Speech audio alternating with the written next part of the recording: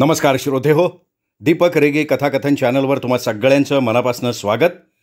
श्रोते हो, तुम्ही ऐकताय बाबा कोटंबे यांची कदाचित ही कादंबरी आणि आज भाग चौथा. पण तत्पूर्वी तुमच्याकडून जर चुकून चॅनल सबस्क्राईब करायचं राहून गेलं असेल तर प्लीज चॅनल सबस्क्राईब करा, ही नम्र विनंती करतो आणि तुम्हाला ऐकवतो कदाचित या बाबा कोटंबेंच्या कादंबरीचा भाग चौथा. खरं म्हणजे म्हातारी वारल्यापासून म्हाताऱ्यानं हाय खाल्ली होती. मरण येत नाही म्हणून जगत होता. म्हातारीचं 4 लोकांच्या हातापाया पडून सगळं व्यवस्थित केलं. उचलायच्या आधी 100 रुपयाची दारू पाजली तेव्हा कुठं तिरडीला हात लागला. पोचवून आल्यावर 100 रुपये घेतले. काही का असना, बिचारीची मूठ माती चांगली झाली याचं म्हाताऱ्याला समाधान वाटत होतं. आता आपलं कसं होणार याची त्याला नाही म्हटलं तरी थोडीफार चिंता वाटत होती. आणि अचानक राधा लेकीसारखी धावून आली. दुःखानं काळवंडलेल्या चेहऱ्यावर किंचित का होईना हसू दिसू लागलं. पोरगी काहीही करील पण आपलं धड कुत्र्या मांजरांना खाऊ देणार नाही याची त्याला खात्री वाटू लागली. म्हातारं सकाळी न्याहारी करून दुकान लावायला बाजारात जाई. राधाही घरचं धुणी भांडी स्वयंपाक करून म्हाताऱ्याची दुपारची भाकरी घेऊन बाजारात जाई. अशा तिने आपला सगळा भेसच बदलून टाकला होता. एखाद्या रांगड्या माणसानं धोती नेसावी तशी ती 9वार लुगडं नेसत होती. पायात जाड कातड्याची चप्पल, खालून तळाला जाड खिळे ठोकलेले. रस्त्यानं चालताना एखादा पैलवान चालावा तशी चालायची. काम कमी आणि आराम जास्त यामुळे शरीरही वाढत होतं. केसांना विंचरणं नसल्यामुळे मेंढरासारखे दिसत होते. त्यात बुचडा बांधायची, त्यामुळे डोकं भलं मोठं दिसायचं. चेहऱ्याला पच तेल लावलेलं. कपाळाला टिकलीच्या ऐवजी 50 पैशाच्या नाण्या एवढं कुंकू लावायची. डोक्याला केस, अंगावर लुगडं आणि छाती या काही ठळक खुणांमुळेच ती बाई असल्याचं कळायचं. नसता कुणीही तिला गडीच म्हटलं असतं. चालणं तर एखाद्या गड्यालाही लाजवील असं होतं. दुपारी म्हातारं मागे बसून जेवायचं तेवढ्या वेळात ती त्याच्या जागेवर बसायची. पॉलिश करायला तर केव्हाच शिकली होती ती. तळाला खिळे ठोकणं, तुटलेल्या चपलेला टाके मारणं हेही बऱ्यापैकी शिकली होती. खिळा ठोकताना तर समोरच्या माणसाच्या छातीतच धडकी भरायची, एवढ्या जोरात खिळा ठोकायची. म्हाताऱ्याला तिचं कौतुकही वाटायचं आणि हसूही यायचं. तिच्या या वागण्यानं बरंही वाटायचं. चुकून कुणी हिच्या वाटेला गेलंच तर त्याला पाणी पाजायची ताकद हिच्यात नक्कीच आली आहे याची त्याला खात्री वाटत होती. एखादं गिऱ्हाईक लाळघोटेपणा करत आघळपघळ बोलायचा प्रयत्न करी, त्याला तिथल्या तिथंच सडकायची. तिच्या या फटकल बोलण्यानं भले भले वाचकायचे. असं असलं तरी किराणा दुकानदार, भाजीवाले, दूधवाला असे काही लोक ओळखीचे झाले होते. जे चांगलं बोलतील त्यांच्याशी तीही चांगलं वागायची.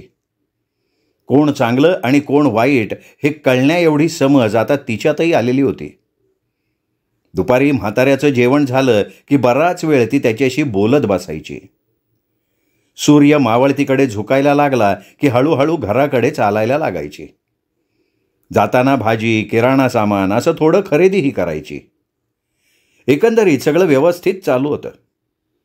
राधाला आधाराची गरज होती आणि म्हाताऱ्यानं तर जगण्याची आशा सोडलेली होती. तशा परिस्थितीत त्याला राधा भेटली. मुलगी करणार नाही एवढं ती म्हाताऱ्याचं करत होती. नेहमीसारखं दुपारी राधा म्हाताऱ्याची भाकरी घेऊन बाजारात गेली. मागच्या बाजूला त्याचं ताट वाढलं आणि त्याच्या जागेवर बसून चिल्लर चिल्लर कामं करायला लागली. म्हातारा जेवताना तिच्याशी काही बाई बोलत असायचा. आज मात्र गप गुमान जेवत होतं म्हातारं. रोजच्यासारखं जेवलंही नाही. बाबा, जेवण झालं? हो माय, जेवलो. राधानं ताटाकडे बघितलं, सगळं तसंच होतं. कशी तरी अर्धी भाकरी म्हाताऱ्यानं खाल्ली होती. काय झालं बाबा, भाजी चांगली नाही झाली? सगळं चांगलं आहे माय, माझ्या तोंडाला काही गोड लागणं झालंय. काय झालंय काही कळना. असं कसं, काही दुखतंय का? काहीच कळं नाही. अंग बी कनारल्यासारखं झालंय बघ. कधीपासनं असं झालंय? अगं सकाळपासूनच झालंय. सकाळी चहा घेतला, न्याहारी केली. वाटलं कामानं कमी जास्त झालं असन. राधानं म्हाताऱ्याच्या कपाळाला हात लावला. अंग गरम लागत होतं. जाऊ दे, कर दुकान बंद, घरी जाऊ, जरासा आराम केला का बरं वाटन. राधानंच सगळं सामान पोतडीत भरलं. पोतडी स्वतः घेतली. राधा पुढे आणि म्हातारं मागे. दोघं घराकडे चालायला लागले. घरी आल्याबरोबर राधानं चहा केला. म्हाताऱ्याचा चहा हुस्तवर तिने बाज टाकली. अंगावर ढाबळ घेऊन म्हातारं झोपलं. राधा घरातल्या कामाला लागली. तिचंही कामात मन लागत नव्हतं. रात्री गरम गरम खिचडी खाऊ घालावी म्हणून ती म्हाताऱ्याजवळ गेली. बाबा, बाबा झोपलात का? उठा, खिचडी केली, गरम गरम खा. काही खाल्ल्या बिगर बरं कसं वाटन. म्हातारं जागच होतं, पण तोंडातून शब्दच निघेना. तिने त्याच्या कपाळावर गळ्याखाली हात लावला. दुपारच्यापेक्षा ताप वाढला होता. चेहराही फार उतरला होता. राधानं शेजारच्या म्हातारीकडे धाव घेतली. अहो काकू, काकू, बाबाला बरं नाही. कावापासनं? अहो दुपारपासनं. सगळं अंग तापानं फनफनलंय. काय करावं मला काही कळना झालंय. हे बघ, म्युन्सिपाल्टीच्या ऑफिसच्या मागं कोपऱ्यावर दवाखाना आहे. चांगला गुण येतोय, त्याच्याकडे जा घेऊन. नाही तर जरासं थांब, धोंडी येईन, त्याला घेऊन जा बरोबर. त्यांना उशीर होतोय यायला, तुमचं तुम्ही जा घेऊन. धोंडीची बायको दोन्ही हात कमरेवर ठेवत फणकारली. राधा गुपचूप मागे फिरली. म्हाताऱ्याला उठवलं. डब्यातले काही पैसे कमरेला खोवले आणि म्हाताऱ्याला आधार देत दवाखान्याकडे चालायला लागले. म्हाताऱ्याला चालतासुद्धा येत नव्हतं. म्युन्सिपाल्टीचा दवाखाना असल्यामुळे गर्दी बरीच होती. एका नर्सच्या हातापाया पडून कसा तरी नंबर लवकर लावला. डॉक्टरनं तपासून औषध दिलं, गोळ्या दिल्या. 2 दिवस आराम करायला सांगितलं. राधा परत म्हाताऱ्याला घेऊन घरी आली. थोडंसं खाऊ घातलं, औषध दिलं. अंगावर ढाबळ घेऊन म्हातारं झोपलं. राधा ही 4 घास जेवली. म्हाताऱ्याच्या दुखण्यानं तिची भूकच उडाली होती. लवकर बरं वाटावं म्हणून मनातल्या मनात देवाला प्रार्थना करत होती. नेहमीसारखी पहाटेच तिला जाग आली. म्हातारं आणखी पांघरुणात झोपलेलंच होतं. झाडझूड करून चुलीवर पाणी तापायला ठेवलं. तोंड धुतलं. स्वतः आंघोळ करून घेतली. समोरच्या भिंतीवर सूर्याची कोवळी किरणं पसरली होती. हापशावर जाऊन 4 खेपा पाणी आणलं. नंतर म्हाताऱ्याला उठवलं. कणहतच म्हातारं उठून बसलं. राधानं हाताला धरून त्याला मोरीत नेलं. तोंड धुवायला गरम पाणी दिलं. तोपर्यंत तिने चहा ठेवला. चहा घेऊन म्हाताऱ्यानं परत बाज धरली. बाबा, कसं आहे आता? कालच्यापेक्षा बरं वाटतंय ना? बरंच म्हणायचं आता. तू नका काळजी करू. म्हाताऱ्या माणसाचं काय खरं असते का? घंट्यात बरं वाटते तर घंट्यात पाहिल्यासारखंच. उगी पैशाचा खराबा करू नग. जगायचं असन तर असा बी जगन, पण वरूनच बोलावणं आलं तर कोण अडवणार? तू लई हरण काळजी आहेस. तू आलीस 4 दिवसच का होईना, लय समाधानात गेले बघ. शेवटचे 4 दिवस आनंदात जावे म्हणून देवानंच तुला पाठवलंय. पिकलं पान एक ना एक दिवस गळणारच. समजा माझं काय बरं वाईट झालं तर घाबरून जाऊ नग. कुणी मदतीला आलं तर बरं, नाही तर म्युन्सिपाल्टीत जा, ते लावतेच सगळी विल्हेवाट. तू हे घर मात्र सोडू नको. जोवर राहायचंय तवर राहा. आतपत्री संदूक आहे, त्याच्या बुडाला कपडा अंथरलेला आहे. त्या कपड्याच्या खाली काही पैसे आहेत. ते काय तुला जलमभर पुरणार नाहीत, पण आडीनडीला कामी येतील. तू कोण, कुठली, तुझे जात कणची काय बी माहिती नाही, आणि मला ते जाणून बी घ्यायचं नाही. माझ्या सारख्या आयुष्यात देवानं तुला पाठवलं, यातच सगळं पावलं बघ. एवढं सगळं एका दमात बोलल्यानं त्याला धाप लागली. त्याला आणखीनही काही सांगायचं होतं, पण पुढे बोलवे ना त्याला. दम लागल्यामुळे छाती जोरात खालीवर होत होती. खोकल्याची उबळ येत होती. दोन्ही डोळ्यांच्या कडा पाझरत होत्या. हलक्या हातानं तिनं ते अश्रू टिपून घेतले. कालच्या औषधाचा काहीही परिणाम झालेला नाही हे तिच्या लक्षात आलं. उलट प्रकृती आणखीनच बिघडली होती. राधा काळजीत पडली. कोणाची मदत घ्यावी तर कोणी फारसं ओळखीचंही नव्हतं. इथे येईपर्यंत तिच्यातला अल्लडपणा कायम होता. भरकटलेल्या नावेसारखी ती म्हाताऱ्याच्या घरी आली आणि रमलीही. परंतु म्हाताऱ्याचा आजार अचानक बळावला. म्हाताऱ्यानं लवकर बरं व्हावं म्हणून तिची धडपड चालू होती, पण यश काही येत नव्हतं. शेजाऱ्यांकडून काही मदत होईल असं तिला वाटत नव्हतं. काय करावं काही सुचत नव्हतं.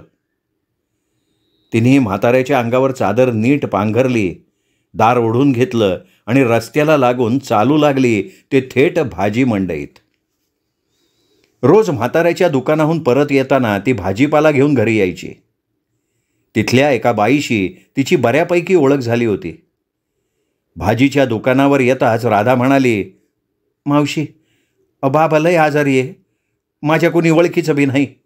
काय करावं काही कळणं झालंय. अगं मग दवाखान्यात न्यायचं होतं की. रात्रीच म्युन्सिपाल्टीच्या दवाखान्यात दाखवलं. औषध गोळ्या दिल्या होत्या, पण काही गुणच नाही आला हो. उलट जास्तीच झालंय. बरं थांब जरा. हा. बाईनं बाजूलाच असलेल्या लहानशा लाकडी पेटीतून काही चिल्लर काढली आणि कॉईन बॉक्सवर फोन करायला गेले. कोणाला तरी फोन करून लगेच परतही आले. माहवालिओ काढतीव काम करतोय, त्याला बोलिवलंय. बस जरा, तो आला का सरळ सरकारी दवाखाना गाठा. राधाचा सगळा जीव घराकडे लागला होता. उगीच वेड्यासारखं ती इकडे तिकडे पाहत होती. काही वेळातच 30-35 वयाची व्यक्ती हजर झाली.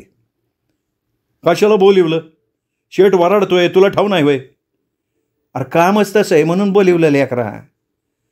त्या वडाच्या झाडाखाली चांबारकीचं काम करत म्हातार बाबा बसत नाही का? ते लई जेरे, त्याची भाची आहे ही. म्हाताऱ्याच्या दुखण्यानं पोरगी भांबवल्यासारखी झाली.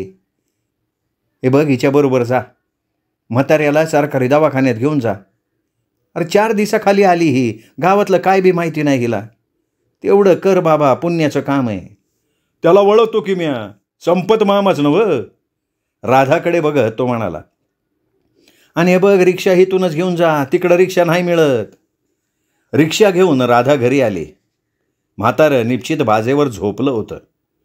दोघांनी त्याला उठून रिक्षात बसवलं. राधानं घराला कुलूप लावून टाकलं. म्हाताऱ्याला घेऊन रिक्षा दवाखान्याकडे धावायला लागली. म्हाताऱ्याला दवाखान्यात शरीक केलं. त्याच्या तब्येतीत चढ उतार चालूच होता. राधा त्याच्या जवळ बसून होती. भाजीवालीचा मुलगा गणपत सकाळ संध्याकाळ डबा आणून देत होता. सकाळी त्याला थोडा वेळ बसवून ती घरी जाऊन आंघोळ करून यायची.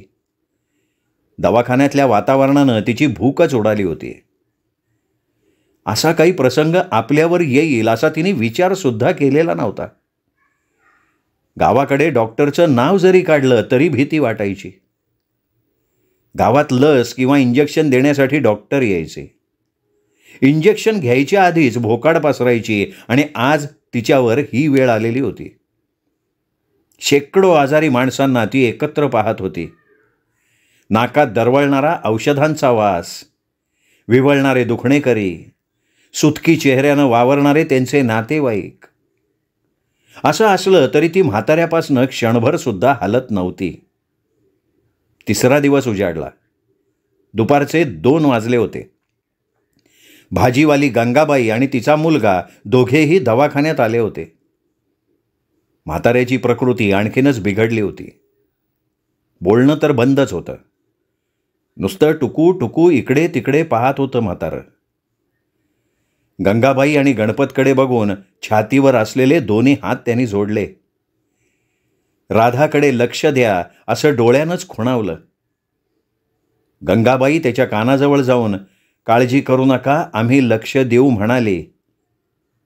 म्हाताऱ्याच्या चेहऱ्यावर समाधान पसरलं. कोण कुठली पोर आपल्या आसऱ्याला आली आणि आपण तिला वाऱ्यावर सोडून जातोय असंच काहीतरी त्याचा चेहरा सांगत होता. शांत झोपल्यासारखं म्हातारं पडून राहिलं. पुन्हा काही त्यांनी डोळे उघडले नाहीत. बरोबर 5 वाजता त्याचं निधन झालं. राधा, गंगाबाई, गणपत हे कोण होते म्हाताऱ्याचे? काय नातं होतं यांचं? कुठलंही नातं नसणारी ही माणसं बेवारस म्हाताऱ्यासाठी अश्रू ढाळत होती. राधा तर अगदी ओक्साबोक्शी रडत होती. राधाच्या रडण्यानं दवाखान्यामधलं वातावरणच गंभीर बनलं. आजारी माणसांचे चेहरे भेदरल्यासारखे झाले. रडणं ऐकून डॉक्टर म्हाताऱ्याच्या कॉट जवळ आले. हे बघा, आम्ही करायचे तेवढे प्रयत्न केले. वय झालेलं होतं. तुम्हाला दुःख होणं साहजिक आहे, पण तुम्ही डेड बॉडी लवकर हलवा. इतर रुग्णांना त्रास होतोय. तुम्हाला काही मदत हवी असेल तर तिकडे मदत केंद्र आहे. राधाला तर काही सुचतच नव्हतं. गणपतनं कॉईन बॉक्सहून 4-2 फोन लावले. काही वेळातच 5-10 माणसं जमा झाली. म्हाताऱ्याचा मृतदेह हलवायला पाहिजे होता. राधानं काही पैसे गणपत जवळ दिले. टाटाचा छोटा टेम्पो बोलवला आणि त्यातूनच म्हाताऱ्याचं शव स्मशानात हलवलं. स्मशानात सगळी तयारी गणपतनं बोलवलेल्या माणसांनी केली होती. असा काही प्रसंग आपल्यावर ओढवेल याची राधानं कधी कल्पनाही केली नव्हती. कोणाच्या तरी मृतदेहाला आपल्याला अग्नी द्यावा लागेल, हे सगळं अनपेक्षित घडलेलं होतं. राधानं सरणाला अग्नी दिला. ज्वाला आकाशाकडे झेपावू लागल्या. स्मशानात दाटलेला अंधार प्रकाशानं न्हाऊन निघाला. राधाच्या डोक्यातला अंधार मात्र आणखीनच गडद होत चालला होता. आता आपलं पुढे काय? मैताला आलेली सगळी माणसं माघारी फिरली. शेजारच्या म्हातारीनं बाहेर पाण्याच्या बकेटी भरून ठेवल्या होत्या. पायावर पाणी घेऊन आली. माणसं निघून गेली. गंगाबाई मात्र राधेपाशी थांबली. काही का असेना, म्हाताऱ्याचं अंतिम कार्य व्यवस्थित पार पडलं. मौतीला 4 माणसांचे हात लागले याचं फार मोठं समाधान राधाला वाटत होतं. श्रोते हो, हा होता भाग 4. भाग 5 उद्या. तोपर्यंत नमस्कार मित्रो.